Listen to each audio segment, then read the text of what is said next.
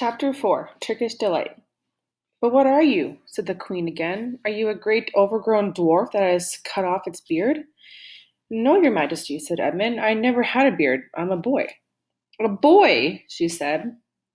Do you mean you are a son of Adam? Edmund stood still, saying nothing. He was too confused by this time to understand what the question meant. I see you are an idiot, whatever else you may be, said the queen. Answer me once and for all, or I shall lose my patience. Are you human? Yes, your majesty, said Edmund. And how, pray, did you come to enter my dominions? Please, your majesty, I came in through a wardrobe. A wardrobe? What do you mean? I opened a door and just found myself here, your majesty, said Edmund. Ha, said the queen, speaking more to herself than to him. A door from the world of men? I have heard of such things. This may wreck all, but he is only one, and he is easily dealt with. As she spoke these words, she rose from her seat and looked Edmund full in the face, her eyes flaming. At the same moment, she raised her wand. Edmund felt sure that she was going to do something dreadful, but he seemed unable to move. Then, just as he gave himself up for lost, she appeared to change her mind. My poor child, she said in quite a different voice, how could you look? Come and sit with me here on the sledge, and I will put my mantle around you, and we will walk. We will talk. Edmund did not like this arrangement at all, but he dared not disobey. He stepped onto the sledge and sat at her feet, and she put a fold of her fur mantle around him and tucked it well in. Perhaps something hot to drink? Said the queen. Should you like that? Yes, please, your majesty, said Edmund, whose teeth were chattering.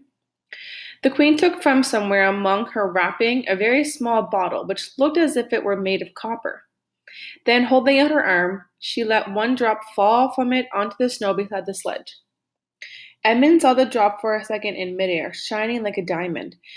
But the moment it touched the snow, there was a hissing sound, and there stood a jeweled cup full of something that steamed. The dwarf immediately took this and handed it to Edmund with a bow and a smile. With a bow and a smile. Not a very nice smile. Edmund felt much better as he began to sip the hot drink. It was something he had never tasted before, very sweet and foamy and creamy, and it warmed him right down to his toes. It is dull, son of Adam, to drink without eating, said the queen presently. What would you like best to eat? Turkish delight, please, your majesty, said Edmund.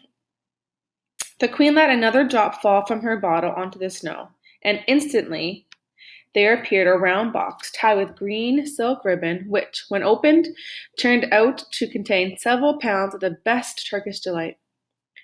Each piece was sweet and light to the very center, and Edmund had never tasted anything more delicious. He was quite warm now, and very comfortable. While he was eating, the queen kept asking him questions. At first, Edmund tried to remember that it is rude to speak with one's mouth full, but soon he forgot about this and thought only of trying to shovel down as much Turkish delight as he could. And the more he ate, the more he wanted to eat, and he never asked himself why the queen should be so inquisitive. She got him to tell her that he had one brother and two sisters, and that one of his sisters had already been in Narnia and met a fawn there, and that no one except himself and his brother and his sisters knew anything about Narnia. She seemed especially interested in the fact that there were four of them, and kept on coming back to it. Are you sure there are just four of you? She asked. Two sons of Adam and two daughters of Eve, neither more nor less? And Adam, with his mouth full of Turkish delight, kept on saying, Yes, I told you that before, and forgetting to call her your majesty, but she didn't seem to mind now. At last, the Turkish delight was all finished, and Edmund was looking very hard at the empty box and wishing that she would ask whether he would like some more.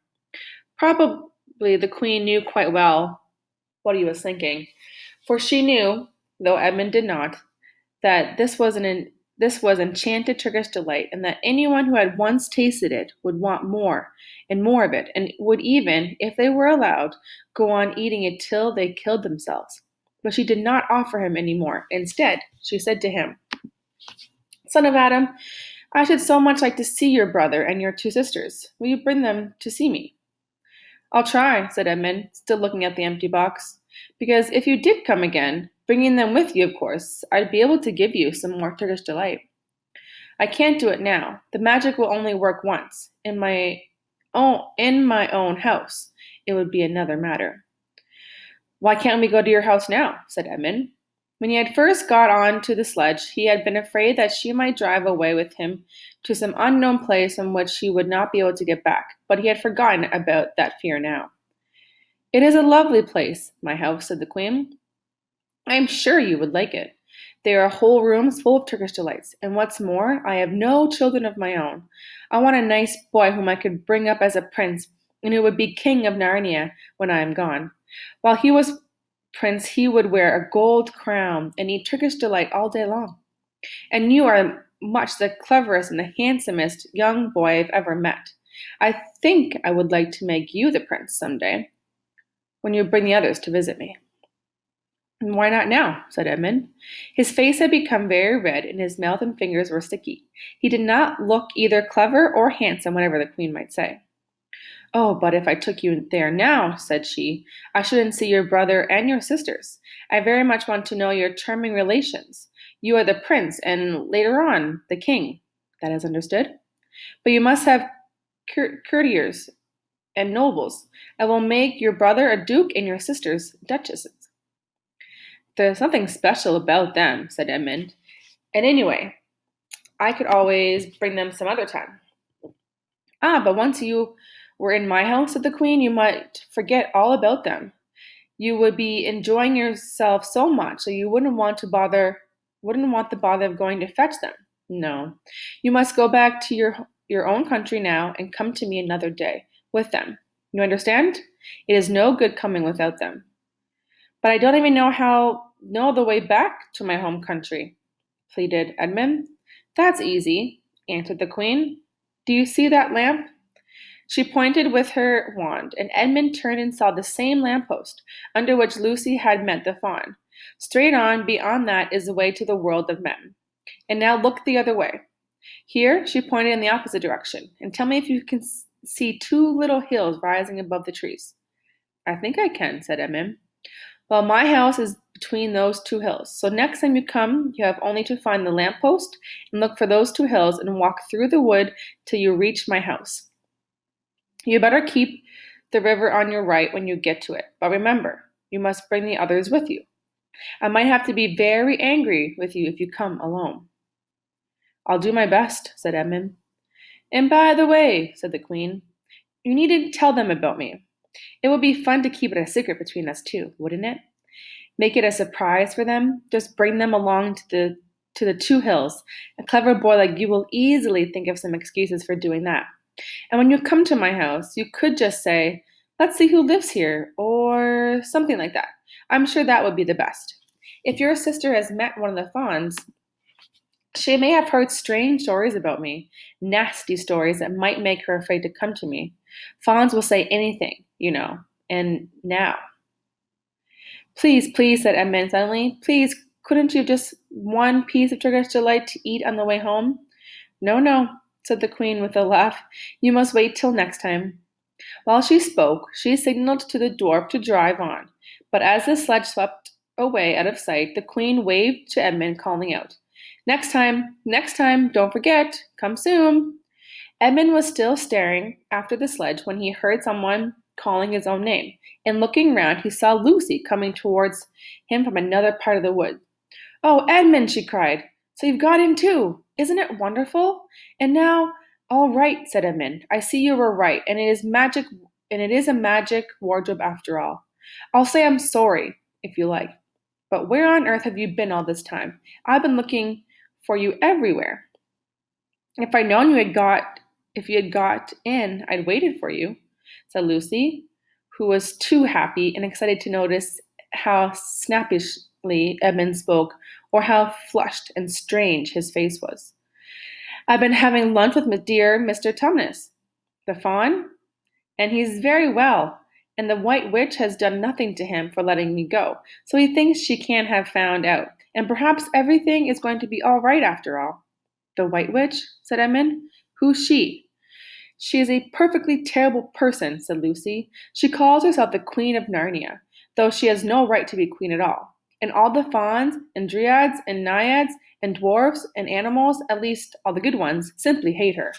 And she can turn people into stone, and do all kinds of horrible things. And she is made of magic so that it is always winter in Narnia. Always winter, but never gets Christmas. And she drives about on a sledge, drawn by a reindeer, with her wand in her hand and a crown on her head."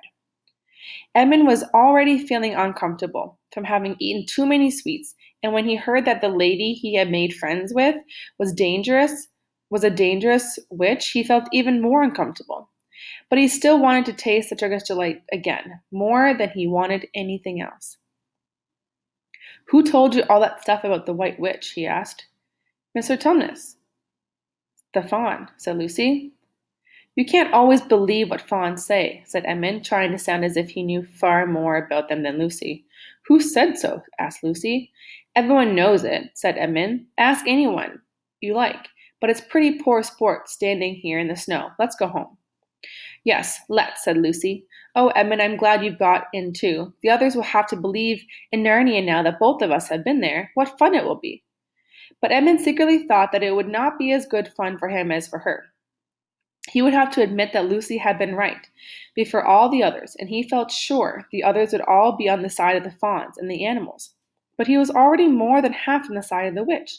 He did not know what he would say, or how he would keep his secret once they were all talking about Narnia. By this time, they had walked a good way. Then suddenly they felt coats around them instead of branches, and next moment they were both standing outside the wardrobe in an empty room. "I say," said Lucy, "you do look awful, Edmund. Don't you feel well?" "I'm all right," said Edmund, but this was not true. He was feeling very sick. "Come on then," said Lucy. "Let's find the others. What a lot we shall have to tell them, and what wonderful adventures we shall have now that we're all in it together."